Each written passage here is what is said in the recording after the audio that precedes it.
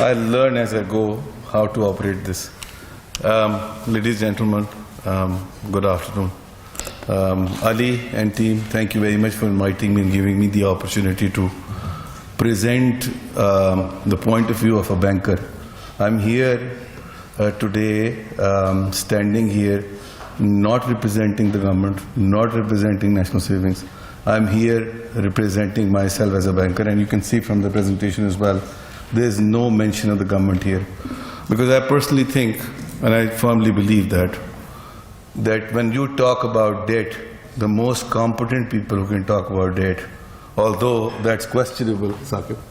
Saqib is half a banker as well, because he's an economist now, so I can call him half a banker. That we can debate whether the bankers are the most competent to talk about on anything what has happened lately. But nevertheless, when you talk about debt, they are the most competent people to talk about debt. Then the economists, with all due respect to Ashfaq Saab and the other economists who are present in this room, because they tend to miss a lot of important aspects which are very critical in assessing the risk profile, in looking at the return which the debt can generate, and which also is very critical when you talk about a balance of debt and other sources. So,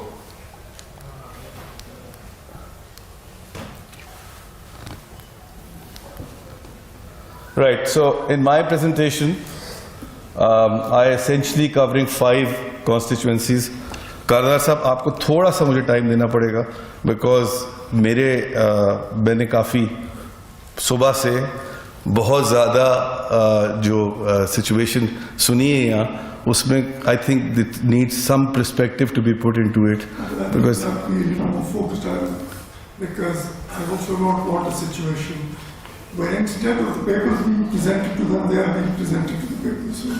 Sure. It's not important that we are. Sure. That I completely agree with you, sir. So 5 constituencies that I've covered in the presentation today. I think it's very important to recognize and agree that the global perspective is becoming very, very critical in the case of Pakistan. Not just economically, but politically as well. And it's no longer a situation where we can look at things in isolation.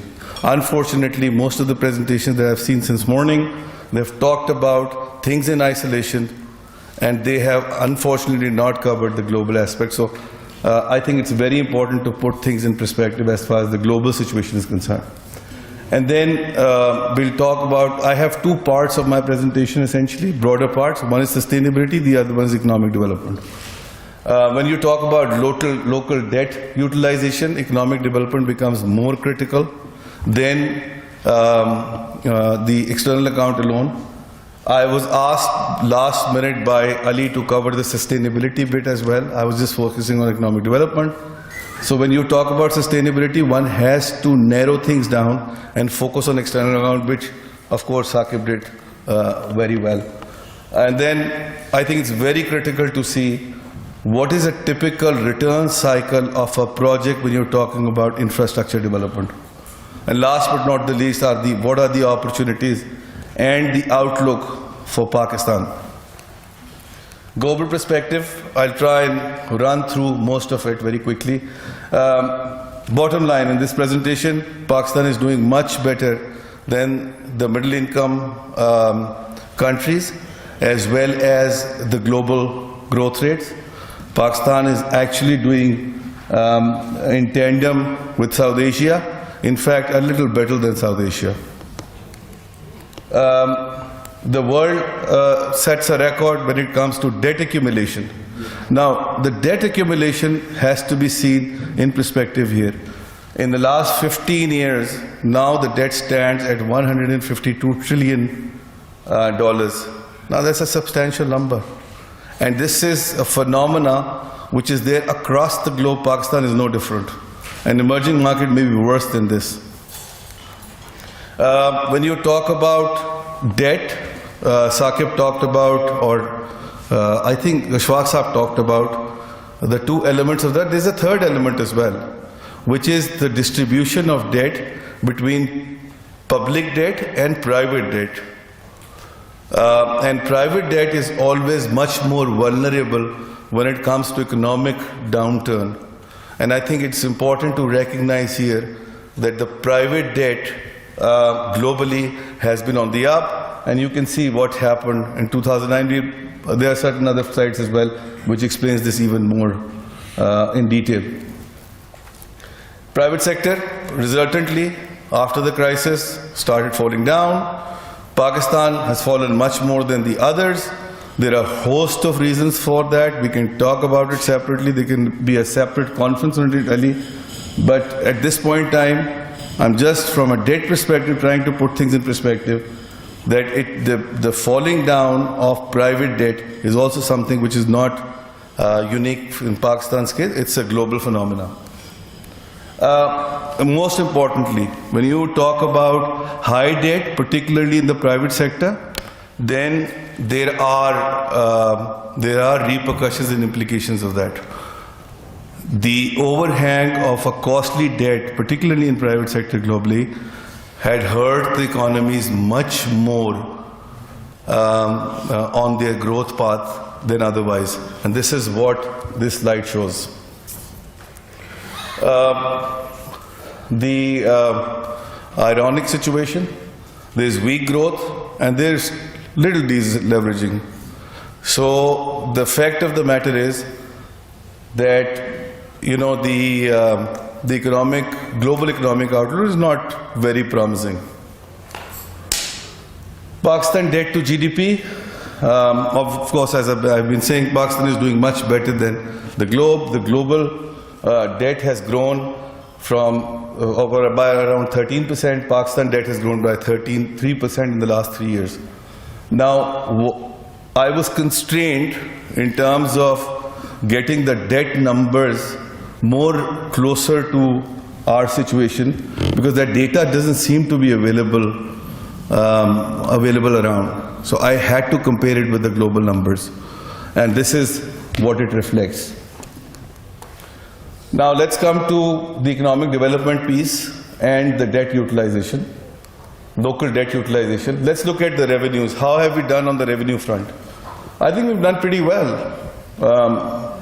There are a host of reasons why the privatization is not working or hasn't delivered as much as it was expected to deliver. But that's a different debate altogether. I'll just talk about right now the tax to GDP growth, which is 2% point in the last 3 years.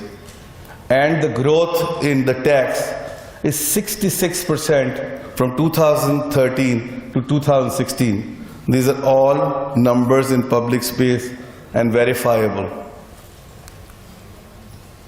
Expenditure, on the other hand, equally important.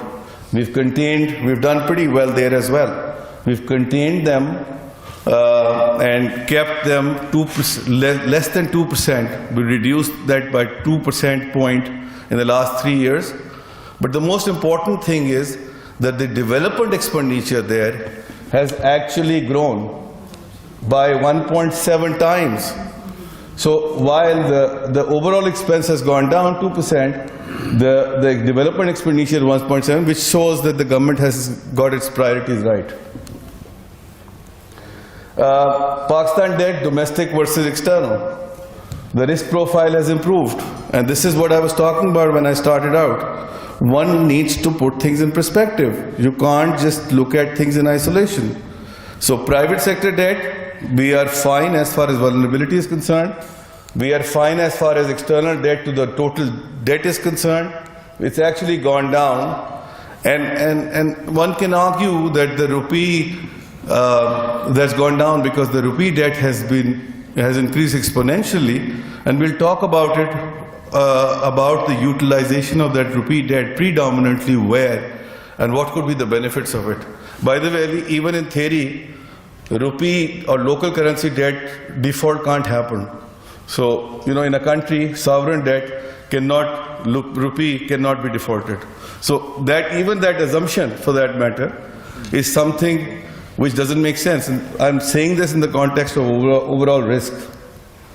Now, domestic NSS to GDP, something that I do for a living. I will encourage Ali to do another seminar on it. It's on the reform path. This is pretty much consistent. I have a different perspective of it. We can talk about it. For this today, I will just confine myself by saying that it's been stagnant, but the government intends to make sure that, you know, the domestic, the NSS, overall National Savings Organization reform, and then we'll be able to rationalize the debt,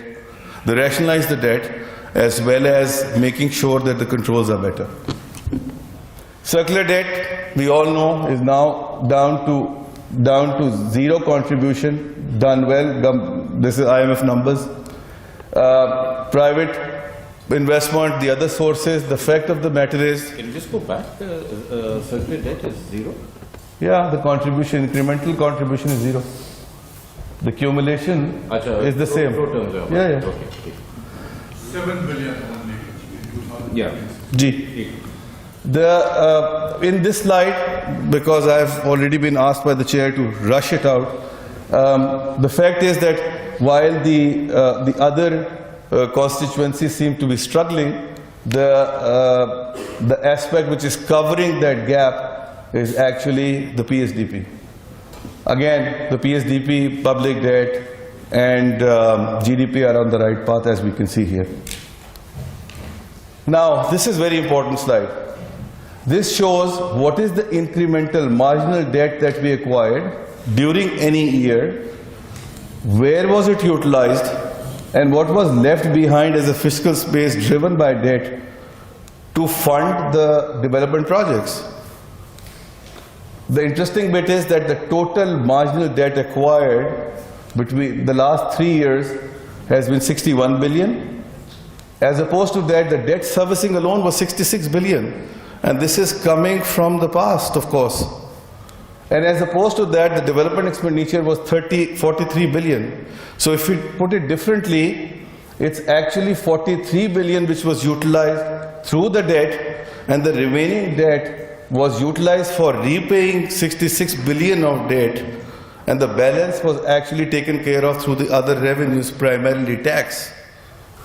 So you can well imagine the country's situation to fund the PSDP or development expenditure. Now on external account, there's already been a lot of talk about it. Saqib has already done justice to that. I will not go in detail. Just one aspect, please look at things in overall perspective, not in isolation. Our FDI is down, it's concerning. It could have been better. But then look at what's going on globally. You can see here, in the last 3 years, it's negative. While our FDI has actually gone up. Remittances, exports, Saqib has already covered. I completely agree with Saqib. There are two elements to it, cyclicality and the structural one. Cyclicality element may go away, but structural issues need to be addressed. But please bear in mind, the structural issues start showing results over a period of time. That doesn't happen in a short span of time. So please, please, please be patient. Look at where things are going. We can argue about the pace of those structural changes, or if there are any structural changes or not. But please make sure that we put things in perspective while talking about it. Remittances, we all talked about it. FX revenue to debt. Now that's very important because I think there's been a lot of talk about. Thanks, Saqib, for clarifying. The total liabilities, that was total external liabilities was 73 billion. This is actually the debt accumulation. The fact of the matter is that in the last 3 years or 4 years, the external debt, the change in external debt and change in reserves is actually, the reserves have increased by 18%, net increase.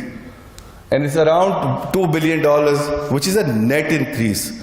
Now this will help in making sure that there is a cushion available for the sustainability of debt going into the future. And there's a lot of talk that all the reserves have been built because of debt. I'm sorry, that's not what the number shows.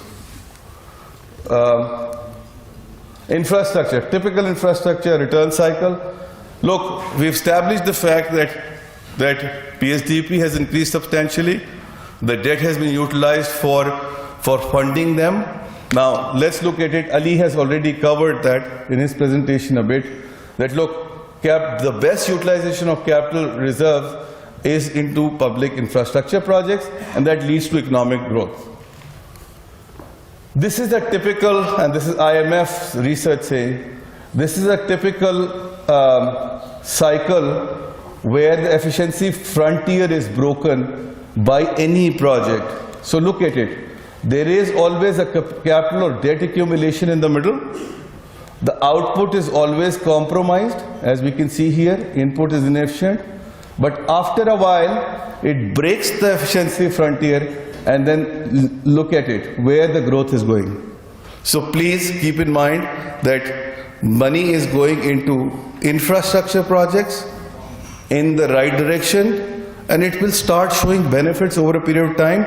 We may have some tough time of 4 to 5 years in the middle, but I think we have enough cushion available, and this is what I've shown to you on the sustainability side as well, to take care of those